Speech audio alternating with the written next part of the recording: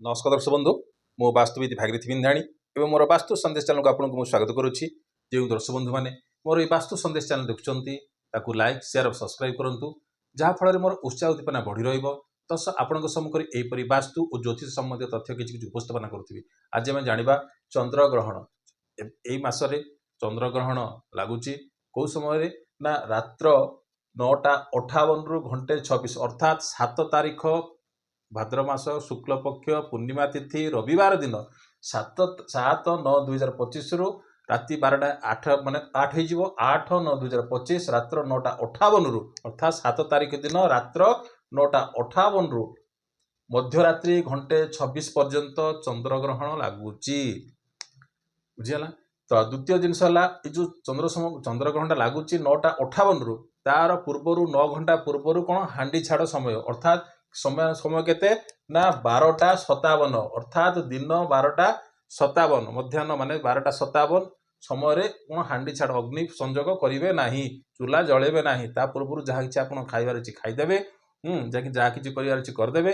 तापर कौन करेंगे एक कुश नहीं आपन जो सिंटेक्स थी सिंटेक्स उपरे पानी रे पकईदेवे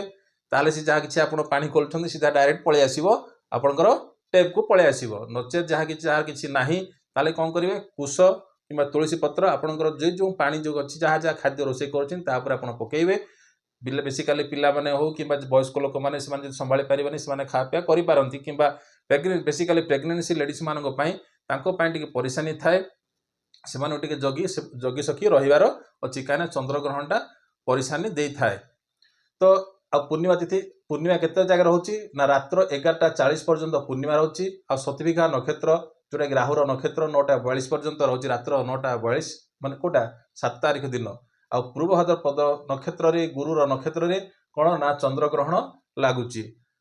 पूर्व भाद्रपद नक्षत्र जोटा कि गुरुर नक्षत्र चंद्रग्रहण लगुच आ हांडी छाड़ा समय कहले 12:57 आउ क्यों राशि माने ये जो चंद्रग्रहण को देखिपारे ना मेष राशि वृष राशि सिंह राशि कन्या राशि धनु राशि आउ कुंभ राशि आउ जो बालांस रहा 6टी राशि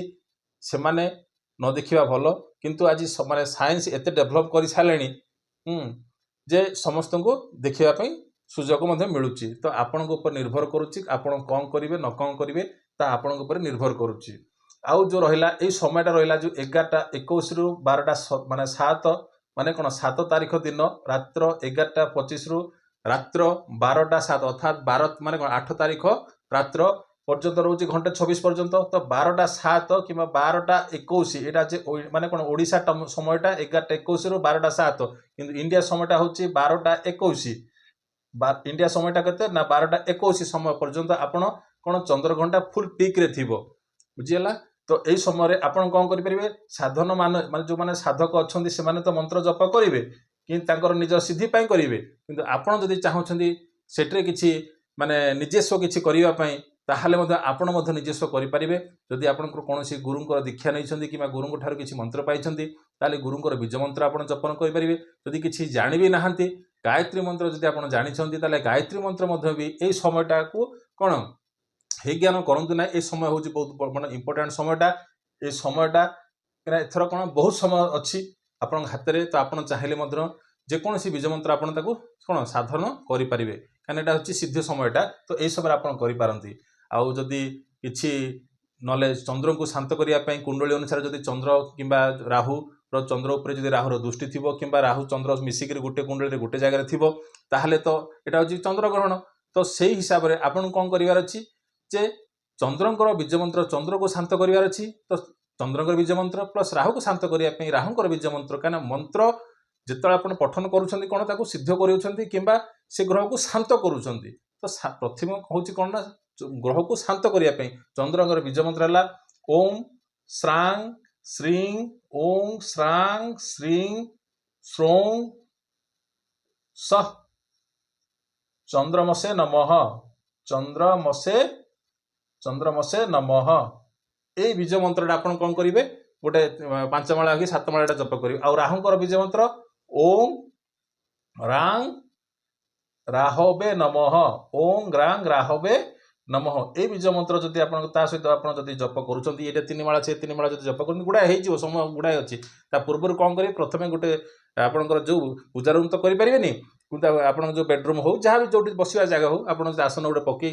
ଗୋଟେ କଳସରେ କିଛି ପାଣି ରଖି କିଛି ସଂକଳ୍ପ କରି ମୋର ଚନ୍ଦ୍ର ଯାହା ବି ଆପଣଙ୍କର ଚନ୍ଦ୍ରଙ୍କର ହଉ କିମ୍ବା ରାହୁଙ୍କର ହଉ କିମ୍ବା ଯେକୌଣସି ମନ୍ତ୍ର କିମ୍ବା ଗାୟତ୍ରୀ ମନ୍ତ୍ର ସଂକଳ୍ପ କରି କରନ୍ତୁ, ନିଶ୍ଚିତ ରୂପେ ତାଙ୍କର ଆପଣଙ୍କର ସେ ମନ୍ତ୍ରରେ କ'ଣ ହେବ ଲାଭବାନ ପାଇବେ, ସେଇ ମନ୍ତ୍ର ଆପଣ ଲାଭବାନ ପାଇବେ। ତ ଏଇ ମନ୍ତ୍ର ଆପଣ ପଢ଼ନ୍ତୁ, ନିଶ୍ଚିତ ରୂପେ ଆପଣଙ୍କୁ ଲାଭବାନ ମିଳିବ। ଆଉ ଚନ୍ଦ୍ର ଗ୍ରହର ଏ ଯେଉଁ ରହିଲା ଦୁଷ୍ପରିମାଣ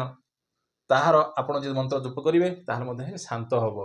ତ ଏଇ ତ ଥିଲା ଆଜିର ଟପିକ୍। ଯେଉଁ ଦର୍ଶକ ବନ୍ଧୁମାନେ ମୋର ବାସ୍ତୁ ସନ୍ଦେଶ ଚ୍ୟାନେଲ ଦେଖୁଛନ୍ତି ତାକୁ ଲାଇକ୍ ଓ ସେୟାର କରନ୍ତୁ। ରହିଲି, ନମସ୍କାର।